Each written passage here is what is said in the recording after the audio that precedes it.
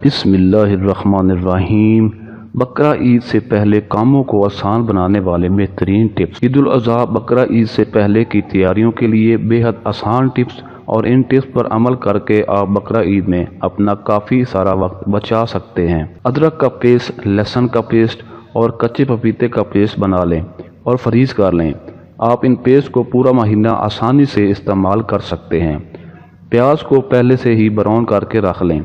Freezer में आप 6 से 8 माह तक ब्राउन प्याज को इस्तेमाल कर सकते हैं और ब्राउन प्याज को 3 से 5 दिन तक फ्रिज में रख सकते हैं। काली मिर्च को ग्राइंडर में पीस लें।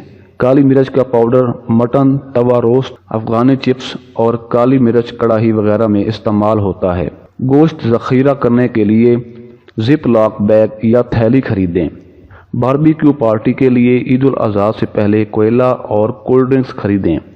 बकरा ईद की छुट्टियों में दुकानों में बारबेक्यू के वक्त कोयला या कोल्ड ड्रिंक दस्तयाब नहीं होता, या मसरूफ़ दिनों में बाहर जाना मुश्किल होता है। इसलिए इस बात को यकीनी बनाएं कि सहूलत के लिए ईद से चंद दिन पहले ये चीज़ें खरीद लें, क्योंकि ये चीज़ें ख़राब होने वाली नहीं हैं। ज़ीरा और साबित धनिया को तवे या फ्राई पैन में भूनें और काफ़ी ग्राइंडर में पीस लें।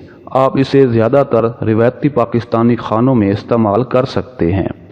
बकरा ईद से पहले गरम मसाला पाउडर बनाएं, क्योंकि ये बहुत सी रिवायती पाकिस्तानी डिश में इस्तेमाल होता है। इमली और हरे धनिए की चटनी पहले से ही बनाकर फ्रीज़र कर लें, ताकि आप ईद वाले दिन कबाब के साथ लुत्फ़ अंदोज़ भी हो सकें। टमाटरों को जमा लें या बकरा ईद से पहले टमाटर की पेस्ट बनाएं। ईद उल अज़हा से पहले दही फ्रीज़ कर लें। अपने फ्रीज़र की हालत देखें और बकरा ईद से पहले इसे साफ़ करें।